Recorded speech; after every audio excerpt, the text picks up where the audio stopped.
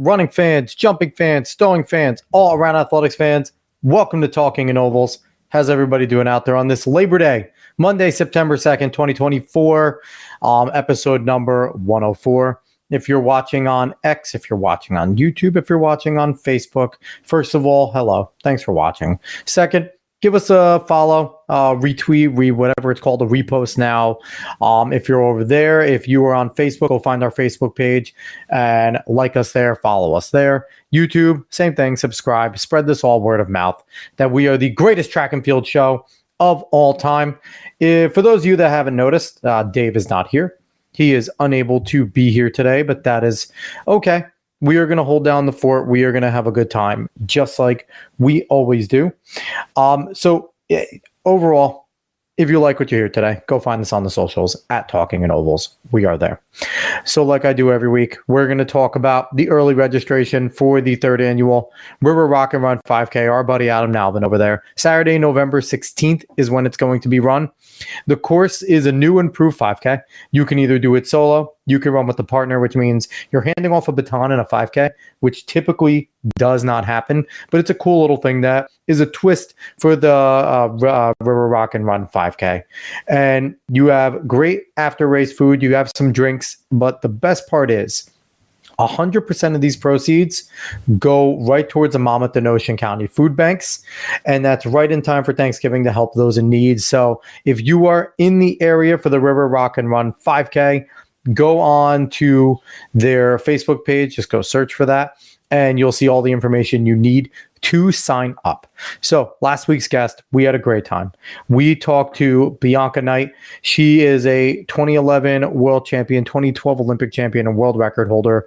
One of the most integral parts to our 4x1 that we had on an international stage. And it was a blast talking to her. We had a great time. We are very much in the middle distance, long distance realm here, Dave and I both being in that discipline. So it's always nice when we get to step out and talk to somebody who's a sprinter, who's a jumper, who's a thrower, and to educate us. And hearing Bianca speak, she's an absolutely fantastic person. It was just a great time. She had some great ideas. She had some fantastic stories to tell about her season, the epic season that culminated up to that 4x1 world record and things like that. So go on back, give that a watch. Go on YouTube. You'll see mine and Dave's ugly mugs, but you'll see Bianca's face over there, and you'll get to see and hear all the things that we were able to talk about there.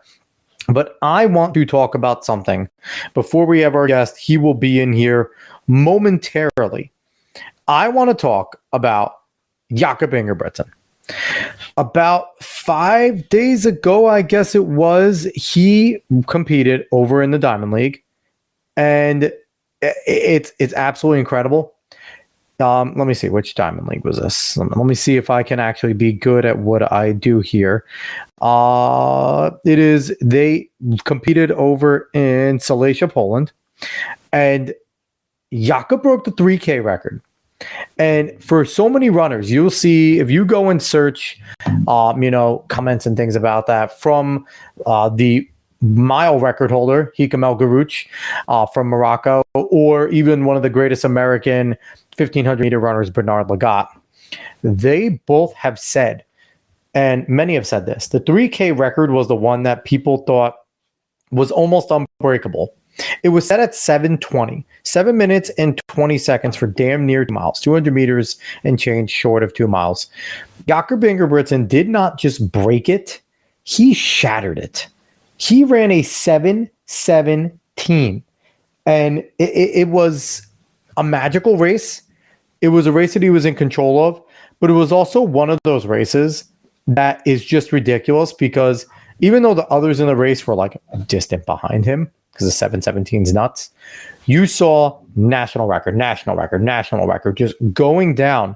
Because when something like that happens, when you see a type of race like that, where somebody is doing something as special as he did, it pulls everyone else to greatness. So while it looks like they may not be running as fast, when I tell you, it was such a cool thing to see. So that was incredibly exciting over at that meet. We also had, what you call it, Mondo Duplantis, doing what Mondo Duplantis does. He reset his record. I think it's the 10th time now that Mondo Duplantis set the pole vault record over at 6.26 meters. Now, let me just put this in perspective for people. I'm not going to look it up, but you can kind of do the math yourself there. Every meter is 3 feet. So you're looking at 18 feet and 6.26, so probably like 18 and a half, almost 19 feet. That's how high he's pole vaulting. Now, let's put this into perspective. Now, so we think of Shaquille O'Neal, right? Shaquille O'Neal is 7'3". You stand Shaquille O'Neal on his own head, and Mondo still jumps over him. I just think that it's crazy that we have somebody doing a feat like that, and we are not promoting it better. And I know that's a big thorn in my side is promotion, and we're better. We're getting better.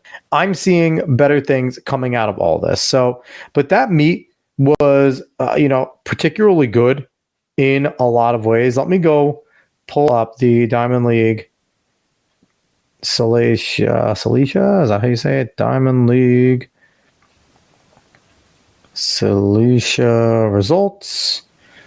Boom, let's see what we got here. Because that meet also had another bunch of good results on all sides. So we typically don't go over a bunch of results, but I just think that was a fantastic meet to go through. So let's see what we had here.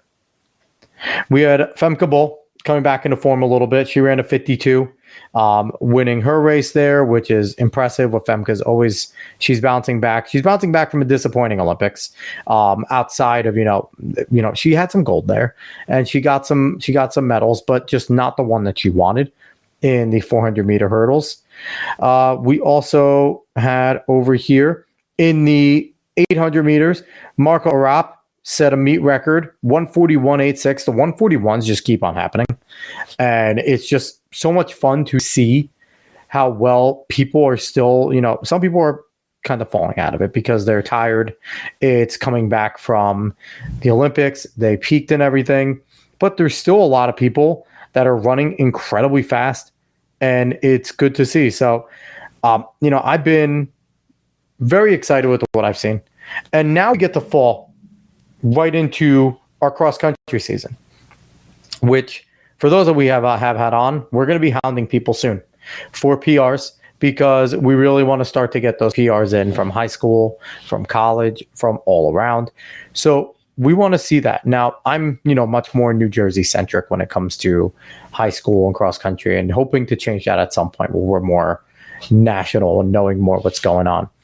But it's just crazy. And we've talked about this plenty of times, the depth that is going to these types of things. Like you look on, the men's side, they had like the top ranked mile split, had the top ranked men and women for coming back, boys and girls.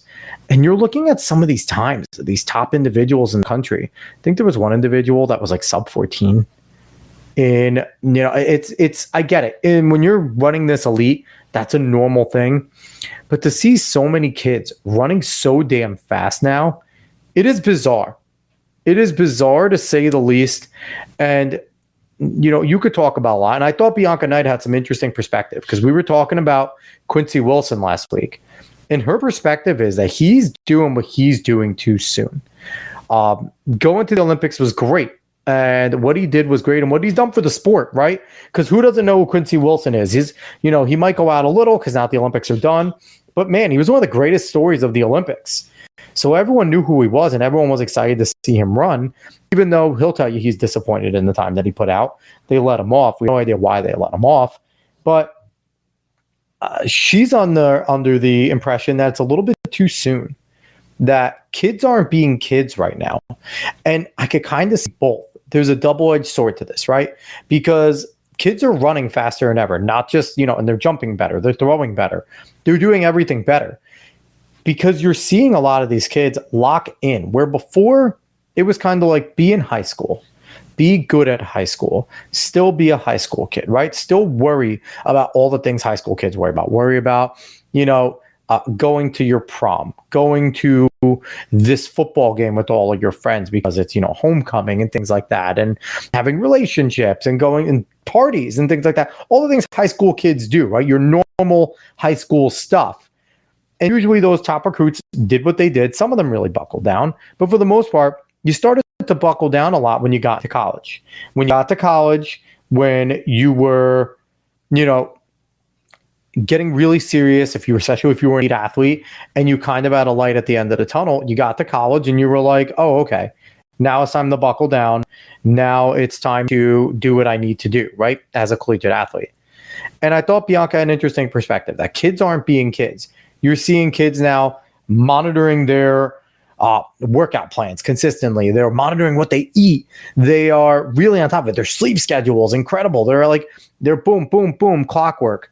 And then they get to college and they're the same way. And we're seeing all these incredible times, right?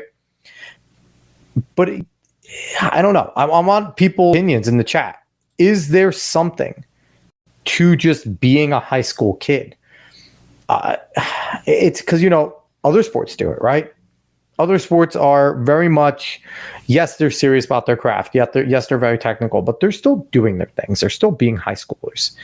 Is there something to just allowing kids, or even encouraging kids, right, to just continue to be in high school, to just continue to, not focus as much on basically getting, acting like a pro or acting like a college kid, getting on an eating plan this early, or getting on, a sleep schedule? Because, it was always for us during the week. It was during the week. You did what you did. You worried about school. You went to practice. You did your thing. And then like about 2 days before the meets, you buckled down. You got good night's sleep. You watched what you ate. You didn't really hang out as much and things like that. And that's just the way it was.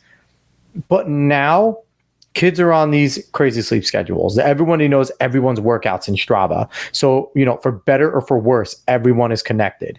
And I don't know. I don't know if it's better. I don't know if it's worse. I guess time will tell as this new crop kind of gets into college and does what they do in college. If the seriousness of it, if the knowing everybody else's workouts, if the equipment as it improves is actually going to give all these individuals a leg up.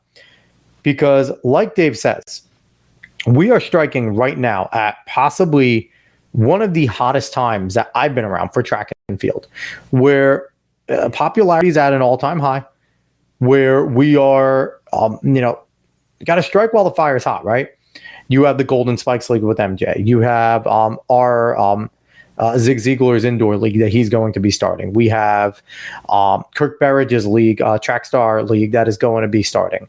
There's leagues popping up that are now going to, I don't know if challenging the Diamond League is the right word, but they're at least going to be there, another outlet for top athletes to go to. And I don't just mean like your Noah Lyles or your Tabejos or your Sid McLaughlin, Lavonis. I mean like your top athletes that maybe aren't those like tier one, Ry Benjamin, but those second and third people on the United States team, or the people that were in the finals for USATFs and Olympic trials, right? They can go have jobs and they can go make money and they can go make a living. So maybe there is something to the way that these kids are preparing and how it is hopefully going to translate to the point where they all end up getting paid. And I don't know. I don't know the answer. Ultimately, that's a goal, right? One of the main goals of this show is to kind of raise that awareness, is to kind of get those, kids from today in high school as they get into college. Obviously, there's NIL. So if you are a popular kid, if you're one of these individuals that is a popular high school kid, has a good presence on social media and things like that, you could possibly get an NIL deal. And you could be making money right away while you're there, right? But what's there after these kids, for these kids? That's kind of the question. If they can make good money in the NIL, are we going to have these kids staying in college now longer? Are they going to go pro? What are these sponsorships going to look like? I've been critical of the sponsorship structure. We've had different individuals, different pros. Some tell me it's not the shoe companies. Others saying that things need to be different with the shoe companies. It all comes from, I guess, whatever perspective. But, I mean, we're going in the right direction. These pro leagues are the right direction. We need kind of promotions that are there and can guarantee work. You're signed to our promotion. You are, for better or for worse, you are our athlete at our promotion. You are at this contract for this long, at this rate. There's value to that, right? Because say you have the worst year of your life as an athlete, and it happens. They signed you for this reason, but you're still going to get paid. And now you have time to figure things out. Or you get hurt on the final year of your contract or something, and now you have to figure it out, right? But if there's a few leagues to go figure this out in, you're not worried as much, right? So there's a lot to the conversation about whether kids are growing up too fast in the sport and what the answers are in terms of how do we treat kids as coaches too? Because Dave is an active coach. I did coach. How do we treat these kids? These kids know as well as we do, right? In a lot of ways with, we have the workouts because we know, that's our job is to understand the workouts, understand these kids, where they are, what part in the season, right? Because an athlete, it's tough to sit there and realize, okay, this is preseason. Obviously, that's an easy one, but okay, this is regular season. Now we're entering into championship season when coaches have that different line for when they want to start putting kids into that season to get to peak. An athlete in the middle of it probably doesn't have that perspective. But in every other way, these athletes have a great understanding of nutrition, of sleep schedule, like I mentioned. So as a coach, what's the answer? You're obviously loving the results that you're getting from your athletes. I think every coach at the high school level is looking at this going, man, this is fantastic. And probably other coaches in the past are going, I don't know if I could have done that, but the results are amazing. I wish I had those results, right? Because when you have races where a kid runs a 4:10 in high school and they probably don't have a prayer of winning, that's insane. In the mile, a 4:10 in the mile, and they're probably not going to win. That's crazy. You always had your outliers. You always had your phenoms that were, national calibers in your state, and they were going to do something special. But when you have like a handful of kids that could do it, we had on Drew Griffith, and he was just talking about, yes, he is the stud of, the 2 mile in the class and things like that. He's over, getting ready for college and stuff. But it's just crazy that, we talked about what was going on in Pennsylvania with him. And he was like, yeah, there was this kid that was running this time and it was this fast. And it's just so crazy how, I keep harping on it, just how good the kids have become. And now it's trickling, right?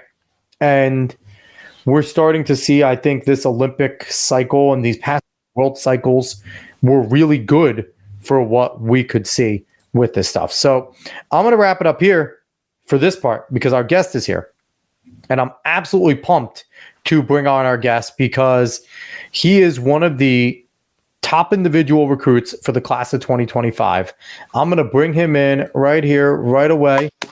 He is Cordial Vann. Yes, sir.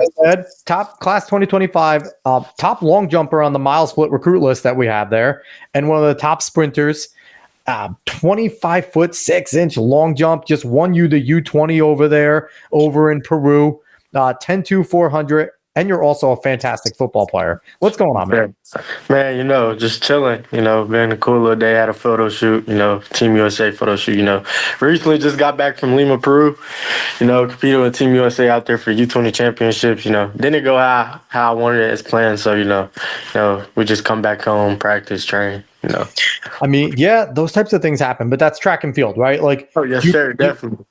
When it doesn't matter what going in on paper it is, right?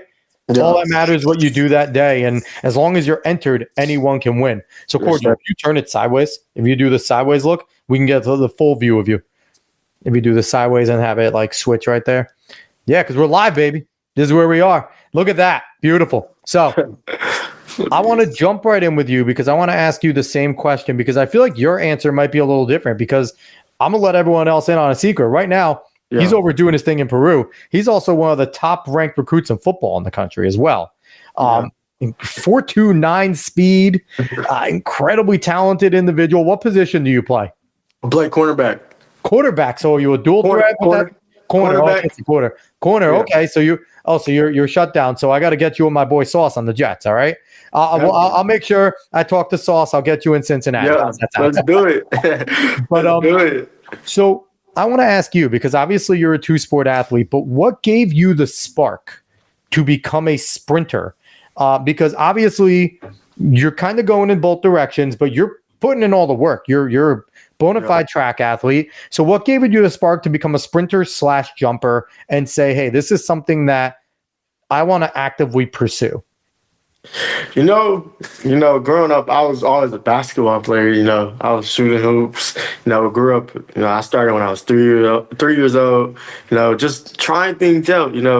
I did a little bit of flag football. I wasn't too much on football. My mom's, she didn't really want me doing it because, she was scared of injuries and stuff like that. You had that movie Concussion come out and scare every single parent. Will Smith just looking at the camera, scaring the hell out of everyone. Yeah, like it was different. So, I was in northern Indiana, South Bend, Indiana, and then I worked my way to Dallas, Texas, and once I moved to Texas, football was a big thing. Oh, yeah. I played football. You know how the football stuff went. And I'll say my sophomore year, man, my football coach was like, we need you to run track. I'm like, okay, let's do it. I wasn't really fast. I was like 11. I was 11.5, 11.6. I wasn't fast at all. Which is funny. You're saying that's not really fast, but you have kids around the country that are like, 11.5 is my goal for my life. Like that might be their high school record. Yeah, but coming down, I was 11.5. Barely can get my knees on the ground. Like I couldn't get my feet on the ground. So I was like, I want to get faster. I definitely need to find somebody that can help me get faster, find the right training group, find the right people, right support system. So, I got connected. I met my coach, Coach Candy. She has a club, Major Impact, a very, very known club around, the world. So, got on that, started my first meet. I believe it was in New Mexico, and I ran 10.8. I didn't jump as good. I'm still trying to get the gist of things, clean up some technique errors. Wasn't as locked in yet. It's still like a second sport to me. It wasn't like a main sport. It was still kind of like a football on top, So as I'm going through summer, I went to a meet, Nike Outdoor. I'm like, it's the big stage. I'm not in the championship division yet because I'm not, on that level as the other guys, but I'm going to go into this emerging elite and I'm going to give them all. Man, I went there confident, went 10.8 again. So I'm like, you know what? Let's just wrap it up. I'm not feeling the track thing. Let's wrap it up. I'm not feeling the track thing. I'm kind of just most likely, going to stick to football. Football season come up, playing football. I sat out some games because I got hurt. I had a shoulder injury against Wakeland High School. I was like, dang, what am I about to do? I got in this stage where I'm like in disbelief. It's recruiting. It was my junior year. I'm like, dang, I need to hurry up. Yep. So then I was like, you know what? 10.8 is not bad. And then my coaches was like, I can get you down to a 10.2, 10.1. I'm like, okay. So I trust the process. I go out to practice, and I'm coming out the blocks, and she like, whoa, like she was like really surprised, and she entered me into some meets, my first indoor meet, because indoor season is during like this time. So I'm in the Northeast. We know all about indoor. See, you're over in warm country where it's like, I got to run 2 indoor meets to qualify for nationals. Like here, indoor is like 8 meets, 10 meets for us. That's our long season. Yeah. So I go into indoor season. I do that. My first meet, I'll say, was LSU meet. I was, nervous. I jumped pretty good. I got second and jumped 23.2, because jumping was just based off my speed. I jumped to 23.2. Then it was my first time actually running the 60 meter. And then, trust me, like, this wasn't no easy 60 meter. This wasn't no, let's go in there and just dust these kids. Nah, it was tough. I had, Jelani Watkins, You know, LSU. Man, it was tough. So I'm going there nerves. You know, just geek pumped. I get in the blocks. I hear that set, and then I go. You know, the gun goes off. I just go, and I end up running a 6.73. And I'm like, hello, I'm lucky. I'm pretty good at the Yeah, 60. your 60 is pretty good. Like, yeah, obviously you have a fantastic start too, because your 55, I believe, is like a 6.24. Yeah. So it's like your start is fine. Yeah. Yeah, appreciate that. But yeah, so that 60 was pretty good. You know, that was just the start of things. You know, indoor was kind of like a, you know, practice run going into outdoor. 'Cause, you know, I was new to track, new to the whole environment. So I was just trying to get the gist of things. You know, finished that race. Got a couple calls. LSU called. I got a couple calls. They was just saying they wanted to watch me recruit, and I was like, yeah. Now I'm on the stage. Now I have to do my job and go perform in all the other meets. So then I go to Arkansas. Arkansas, I didn't jump. I believe I just ran the 60. I ran the 60 there. And then I DQ'd because I fell out the blocks. I hit kind of like a roadblock. Yep. So it was kind of tough. And then, you know, the next meet was Nike Nationals. And that's when, you know, the starlight was on me. I won that.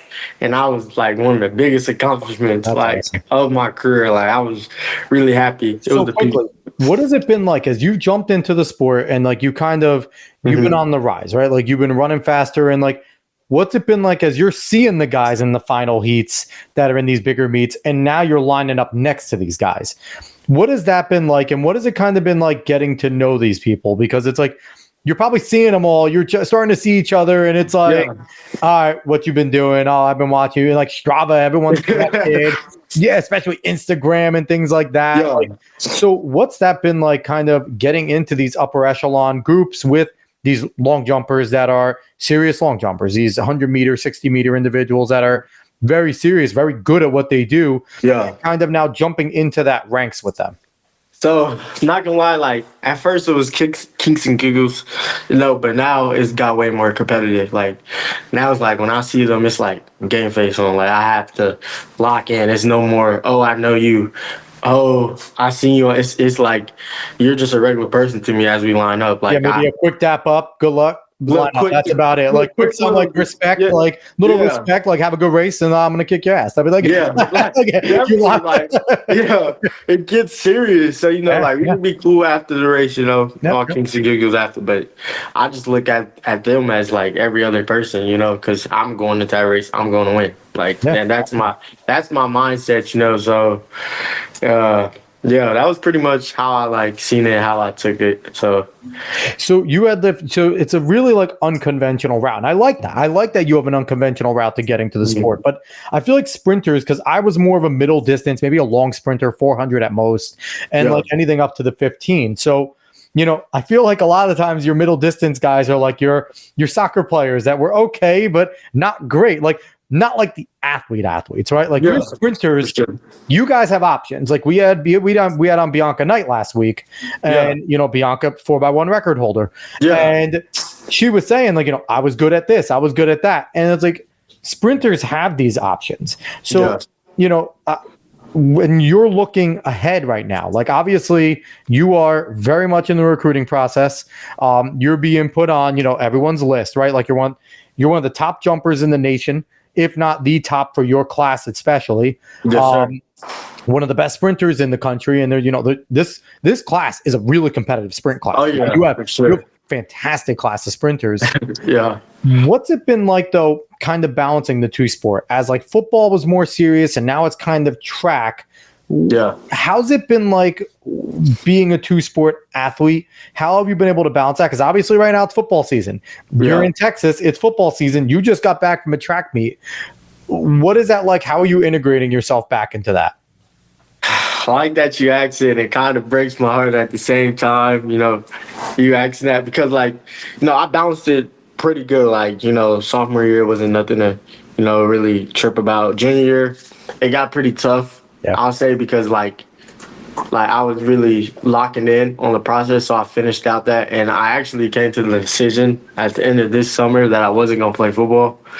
So you know, it kind of it kind of like shocked everybody because like everybody was like, "Where's Cordial at? Why he's not on the field?" And I'm just like sitting there like, God had other plans for me. Like it was hard like balancing the two, especially trying to have a good off season going into the indoor season. So and I had U20s this year, so I was like, and it's my senior year. I'm getting ready to commit in November. So it got pretty tough, and I really had to come to the bottom line. I was like, I gotta drop it, but I balanced it pretty good. Like I'll say like with schoolwork and with traveling, I did a pretty good job like balancing that. So I kind of, on a much smaller scale, I was very similar to you. I played football my freshman year of high school. Yeah. I ended up being a really good distance runner freshman year, so they convinced me to run cross country. Ran cross country for 2 years, hurt myself a ton.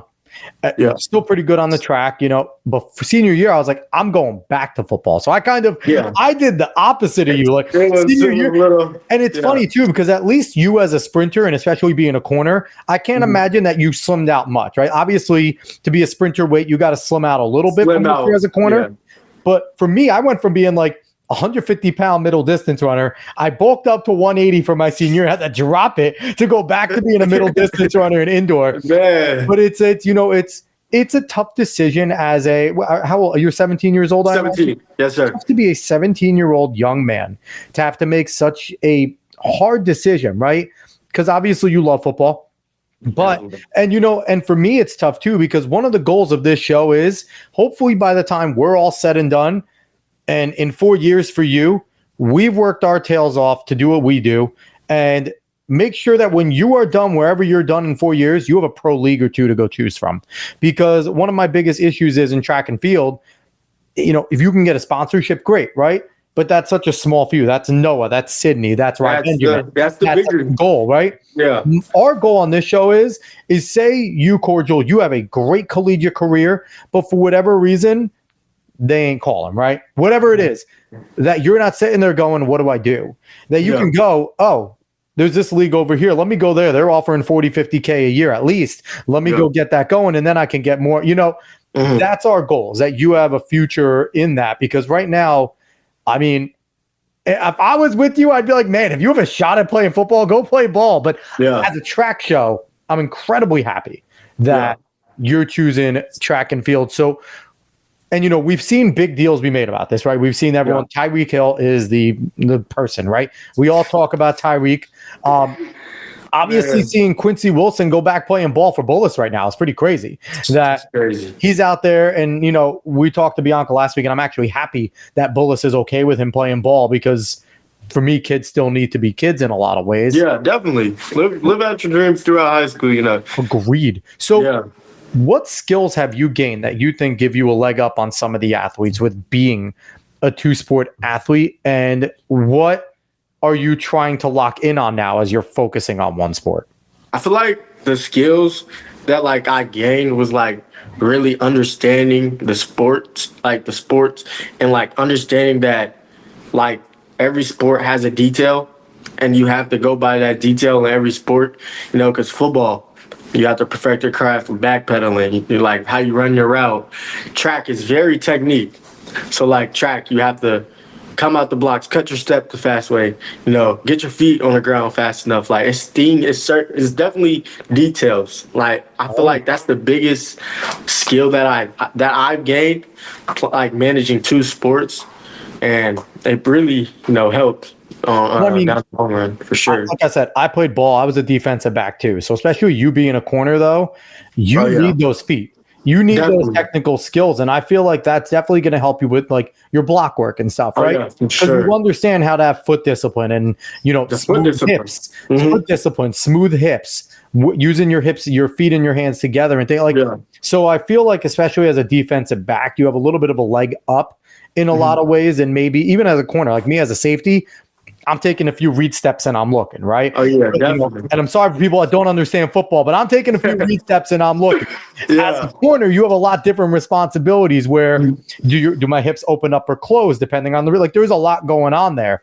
And I feel like that translates well for what you need, like you said, as a sprinter. So when you first got into blocks, What was that like? I want to hear, because I didn't ask Bianca. Maybe I want to start asking sprinters their first block story, because I'd imagine your first block story is always the best.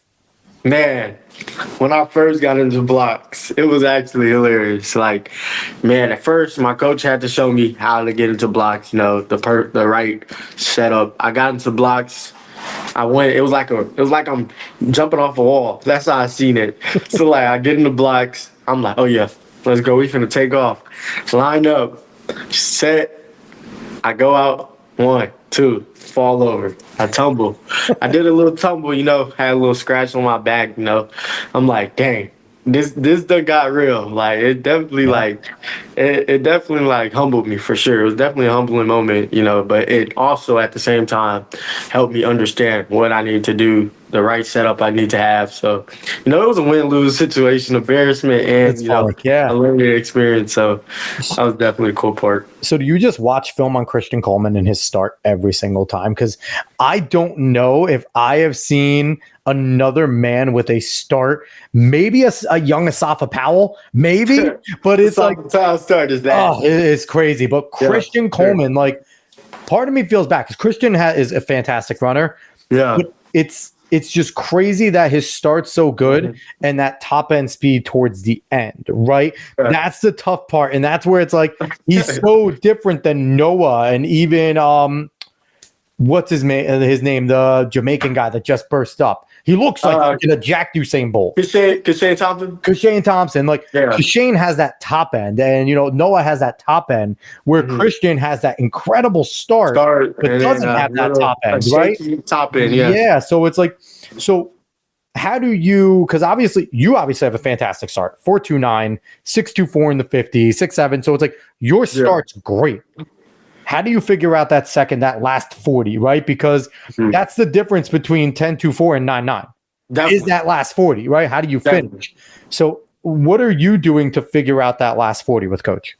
So right now, you know, I'm working with Coach Arjun and Coach Candy. You know, every day I practice, you know, getting my feet down on the ground faster and holding a longer dry phase, you know, because as I'm going into my dry phase, you know, I want to hold it longer because, you know, I had a problem with like popping right up. Yep. But I think of it as like a plane. I have a plane that's on the runway, and he slowly comes up. And then you take off, you know? So I'm thinking that's how, like, I use that as a reference, and I study that, and I go to practice, and I'm like, I need to get my feet down on the ground, especially when I'm coming to my rising point. And that is the difference between 10.4 and 9.9. And, you know, currently that's what we're working on. You know, 9.9 season is coming. So, you know, definitely stay tuned on that for sure. And it's crazy just to see, too, right? Like, you're watching sprinters. Even if someone has a bad start, what do they do? They keep their head down. For at least that first, like, 25, 30, you know, their head is still down. Like, even Noah's, and I laugh because everyone's like, Noah Lyles has a bad start. I'm like, compared to the best in the world, maybe. Like, Noah Lyles starts amazing. If we really want to think, like, compared to everyone else, it's not, you know, that world class. But it's like, like you said, it's so crazy the technical things that you're talking about there, right? Because who would think that there's phases to 100, like it's just 100. But it's like you're coming out, and how fast do your feet come out off that drive? Where is your arms? How low are you staying? You know, it's huge. It's huge, and it's so technical. So, and that goes back to that technique thing I was talking about. You know, when I first started running, I just thought it was a regular like sprint, you know, street running. So, you know, that's what me and my coach had to like separate, you know, street running and technique running. And that definitely shows the difference between a regular runner and a professional runner. Like, it's definitely a difference, you know. Like you said, people say Noah Lyles' start is bad, but it's definitely technique things that he can fix. But he obviously has a textbook start. So and in a lot of ways, and even though like Sha'Carri struggled in the Olympics, but we've seen Sha'Carri have incredible starts. So here's a kind of off-topic thing. How much is your football coach kicking himself that he told you he wanted you to go run track? Or what was that? Was he supportive?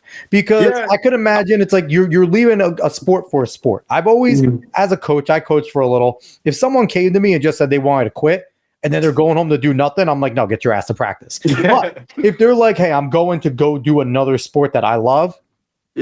All right, I'll be mad at the coach, not you. But so what was that conversation? You don't have to disclose too much, but it's like obviously hard for you as a young man to do.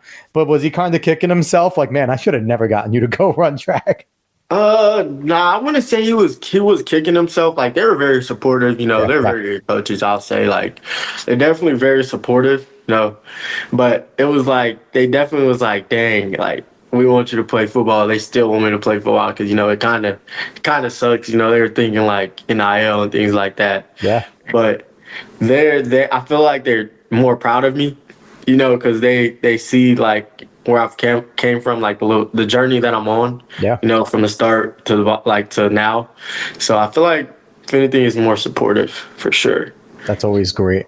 So yeah, definitely. You ran the 200 early on. Your mid 22s in the 200. Oh yeah. Any plans to go back to the 200 this year? Because I saw that you kind of stuck to the 100, kind of like. Any plans to go back to that and try and get to that 21 low, sub 21 elite level there? Oh yeah, definitely. For sure. And that 200, I actually ran that my sophomore year.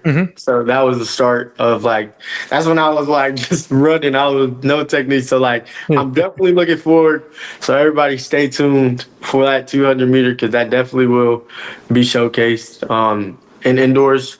So, definitely will be a thing. So to all the other young sprinters out there like you, and again, I don't want to give away Major Impact's game. They're amazing. But how much has a lifting program and a well-done lifting program, what has that done for you as a runner? Because obviously they probably have a program for you outside of the things on the track.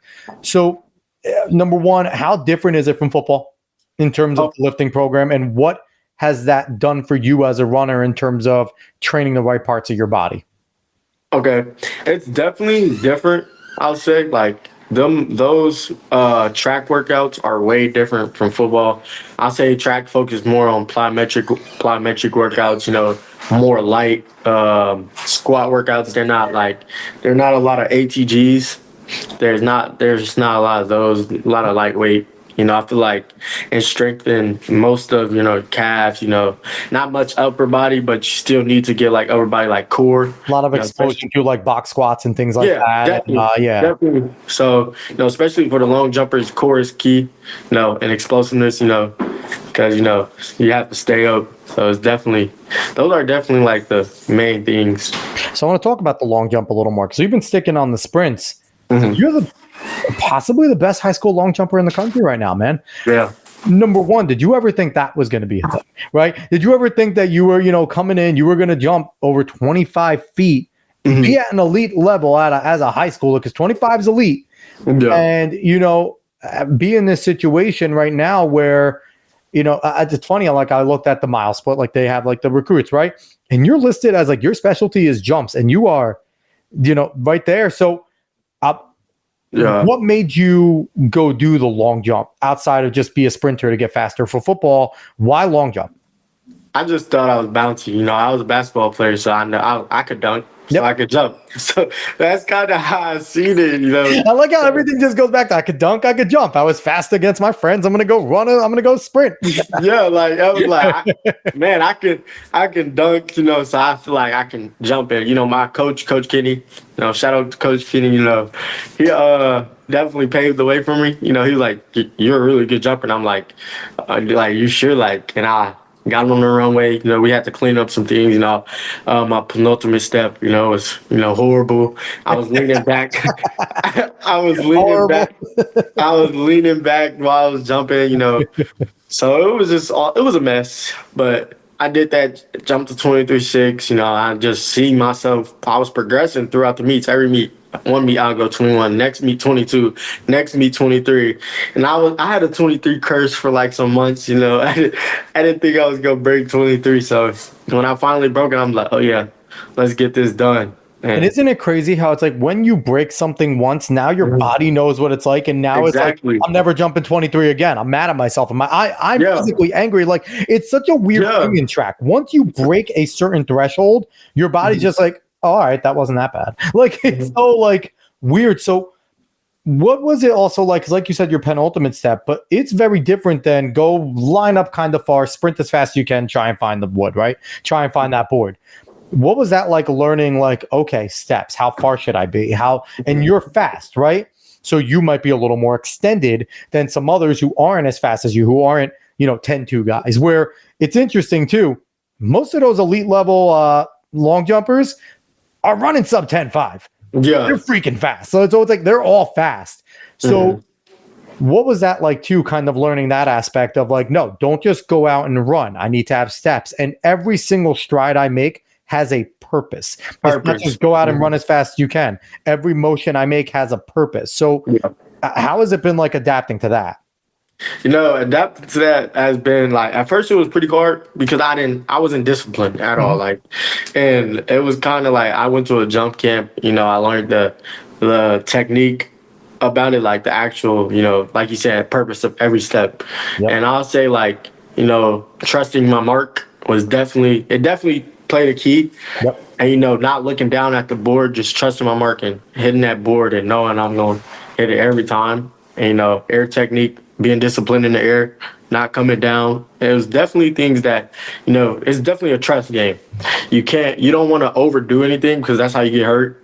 Definitely in long jump, because as you come at your top speed to a board and jumping, like, you definitely have to play it safe. You definitely don't want to overthink it. So I feel like that was the biggest thing for me personally that I had to really, overcome and, have discipline in myself. So that was definitely the thing. Yeah.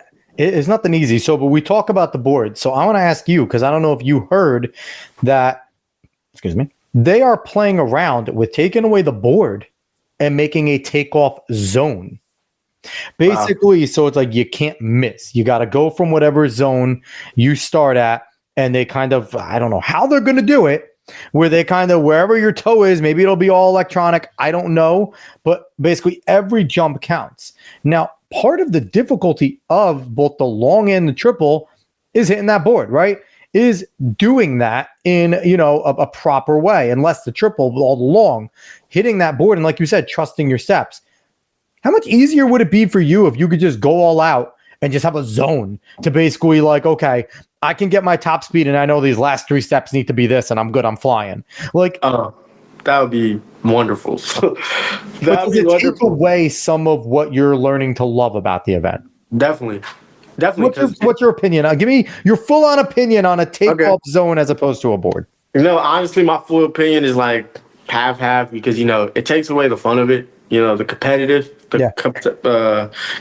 in it, because like the whole point is you gotta hit this mark, like you gotta hit this board, and I feel like with adding a zone is gonna make like things less competitive because like people can like. It's gonna be so many far marks, so like it's gonna be so many like jumpers and like people are not gonna be like as motivated. Like that's what I think. That's how I see it. Like it's not gonna cause people to want to go out there and get the 25, want to hit the board. Like it's gonna make them like, oh, I know I can hit it. All I gotta do is like that's the thing. Like goes fast. So it's like too like I feel like the next world record, if they do implement that, needs to have an asterisk, right?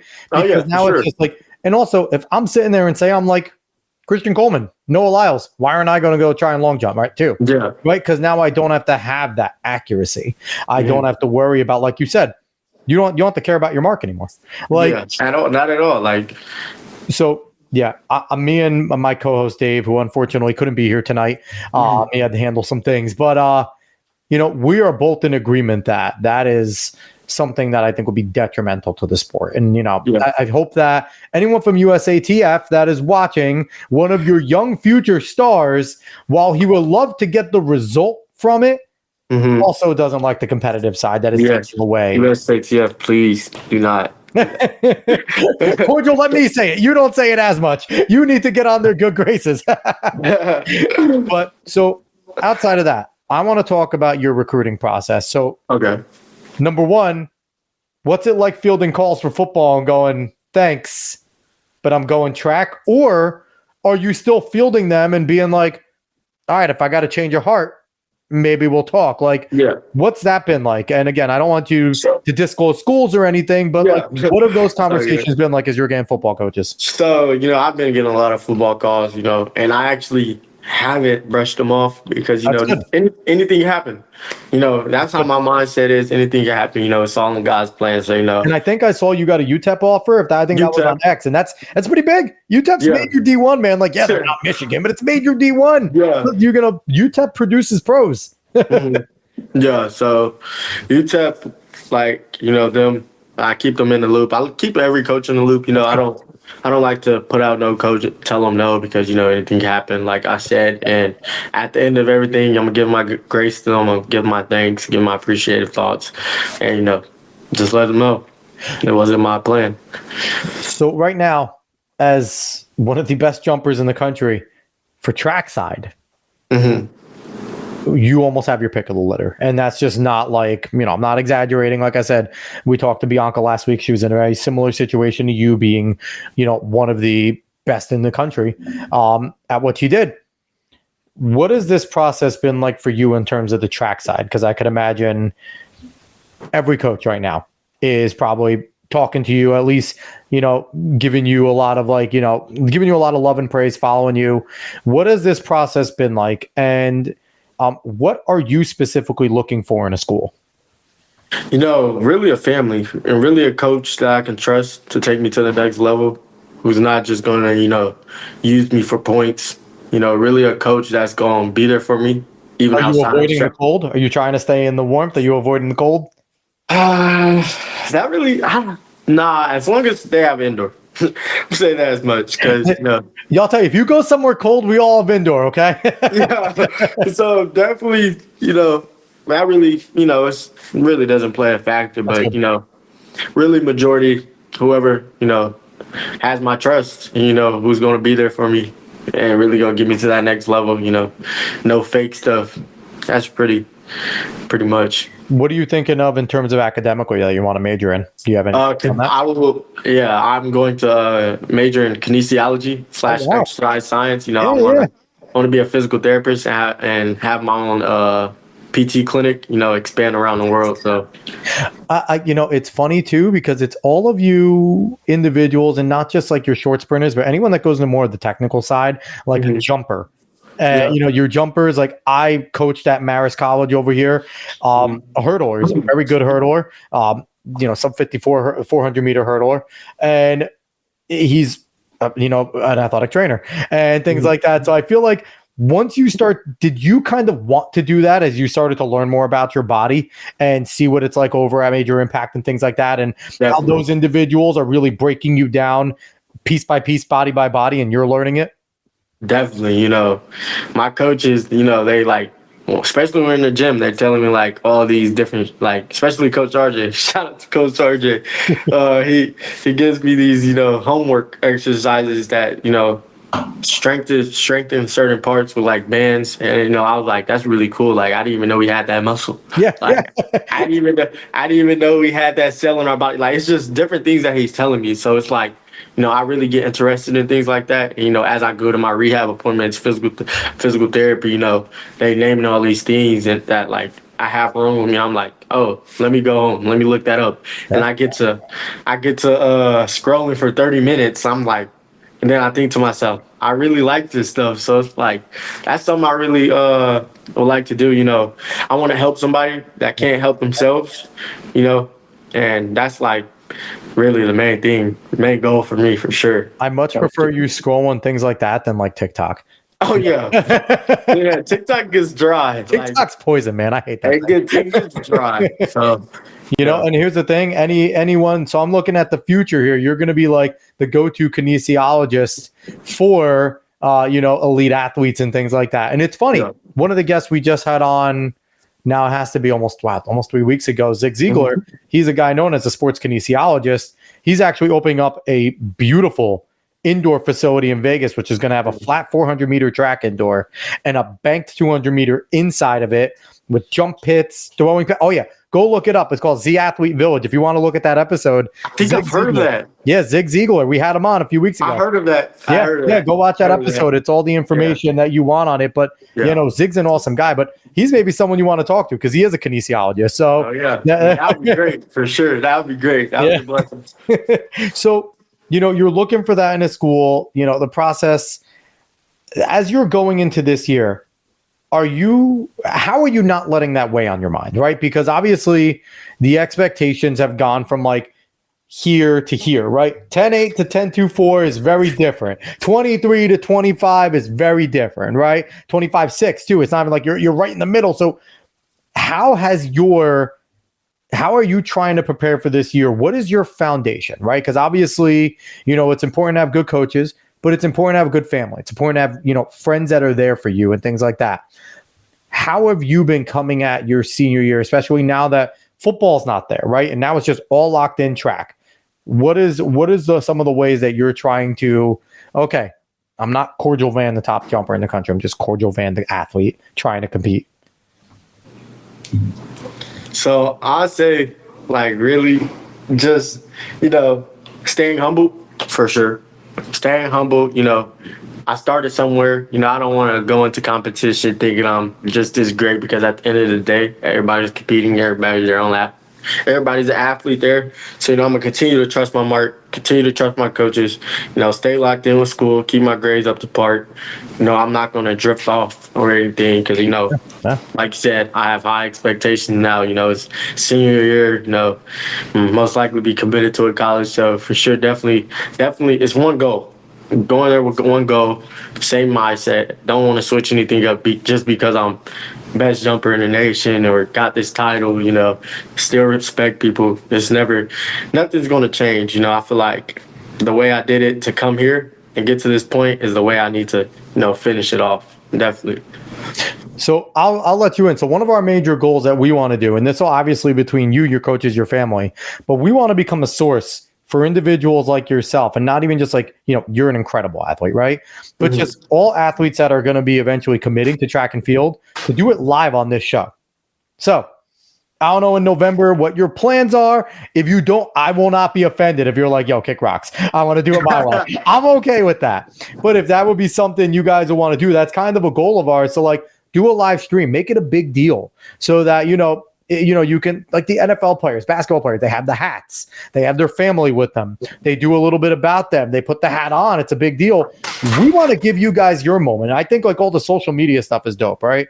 Where you get like people do like the graphic, they put you up in it, that's cool. But we want to be a source for like, hey, Cordial Vann's about to announce on our show this day. Be there if you want to see it, and have you be able to be there and have like hats or whatever the hell it is and make that choice live.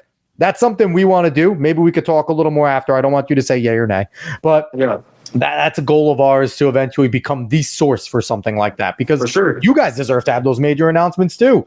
You're some of the best athletes on the planet as well. We want to give you guys that too. Definitely. So, the last thing that I want to ask you, before we let you get out of here, because you're a fantastic young man. I could tell you are grounded very well. That you have good influences all around you, because you are. I don't know how you guys stay so humble, like talking to like elite athletes, and I know especially being a former football player, like the nastiness clicks in, especially when you get to the line, when you get your mark, like the nastiness kicks in. But you are maintaining, a humble, outside here, and that's fantastic. That's how you want to be. So if you can change the sport of track and field that you've been in now, how long have you been running for now? Like 3-4 years? Two. So, all right, 2 years. Barely like two, like in total, but like one, like really focused like this. Okay. So you've been running very short time. So maybe this answer might be a little different though, because like, obviously, the realities of going into track and field. Even as a professional, you got to get a sponsorship, right? Mm-hmm. If you could change something about this sport that would make it easier for casual fans to enjoy, that would make it easier for our pros to all get paid, to all make a living. Because when I tell you, man, we did a whole series where we had people going to the Olympic trials. There were 8 of them. 7 of them were a part of the series. Some of them were eating paint chips just because they needed to make enough money to practice and live, right? Like, it's tough. It's tough out there. Yeah. What would you do in order to make sure that this sport is profitable and casual fans could come in if you could make any change? I'll say entertainment for sure. Definitely push out the entertainment of the sport. Definitely, I wouldn't necessarily get more fans, but get more people into track and field, get more people to know the concept and like know like how important these races are. You know, because I know everybody's into football, everybody's into basketball. You know, I want to set a tradition for track and field. I want to be the one to change the game around. You know, want to be the one to push out a lot of content for people. I want to get more eyes on track and field for sure, and I know I have the capability to do that. So that's definitely my main goal for sure. Are you a fan of Noah Lyles? Yeah, like there's definitely things I agree and disagree on. But I'm not into like the critics and people bashing him because at the end of the day, the guy is doing his big one. Won the Olympics. He's professional. He has sponsors. So I mean, can't hate on that. I give the man his props. But there is definitely things that he should keep off the internet. But yeah, that was a whole big thing, that podcasting thing. We didn't even get into that. I'm not getting into that stuff with him and his fiance. But that was wild. But I feel like someone like in your discipline, long jump, Tara Davis-Woodall. Oh, yeah. She is, very fun. Everyone loves to see her jump, but she backs it up. She's incredibly talented, right? Oh, yeah, for sure. So it's like, obviously, you're not going to bop around in a cowboy hat and like that. But unless you want to, that'd be dope. But, I feel like we need more of that. We need more of the showmanship, right? Mm-hmm. We need a little more of that. And I think, like, we're too damn stoic in our sport. Everyone's too stoic. We need a little more showmanship. I don't mind the rivalries. Like, I don't mind Noah being cocky. I'm cool with that. That's no problem. It's part of the sport. Yeah. I mean, like, he's a humble guy, but like he said flat out, I'm usually an introvert. I'm usually quiet, but I want eyes on this sport. Like that, and that's a good thing. I feel like you should push that motive for sure. And that's definitely what I'm seeking to do for track and field, building connects, even if that has to be with other sports, I just want to make it a big old track and field family and push it out in the world.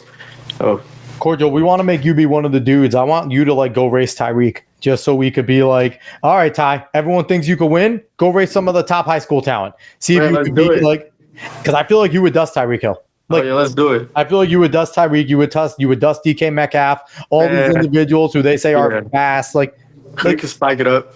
Like for sure. They need to learn. They need to learn. Damn it. They can spike it up. Tyreek, DK, all of them. Like hear that right now. Cordial Vann is calling out the fastest individuals in the NFL. Let's go. Definitely. Let's get it. On my way. My spikes in my bag. Ready. All times. All time. So, Cordial, thank you so much for coming on, man. This was an absolute blast. No problem. So, once again, he's Cordial Vann. He is one of the top recruits in the class of 2025, the best long jumper in the country, one of the top 5 sprinters in the country. I'm excited to see big things from Cordial, and I think Dave obviously is going to watch this episode and he's going to love it. And you've gained 2 very big fans of yours that we're going to follow you. We're going to be rooting for you for wherever you go, and hopefully we'll make an impact, and so we can make sure that you're set when you're done after your 4 years at college. You don't got to worry about you don't got to worry about where a paycheck's coming from. That's going to be for sure. That's the plan. So more to come, more surprises, definitely more surprises. So hell yeah, we're gonna see sub 10 this year. I'm calling it. Sub 10 baby in 26. Sub 10, 26 sub 10 and 26. There it is. That's stamped today. I love it. So follow Cordial on X at Cordial Vann 11. Go follow him on Instagram at Cordial3_. And you can go find us everywhere at Talking in Ovals. And we just love everyone that watches. We appreciate you all. Everyone on X, YouTube, Facebook, give us a follow, give us a subscription, a like, spread the word. We're going to continue to try and get the best high school talent in the country on the show. We're going to try and get collegiate, pro. We're going to try and get everyone because we just love the sport. So we're going to be junkies like we always are. But all right, everyone, thank you so much for watching. We appreciate it. So long, everybody. Thank you, guys.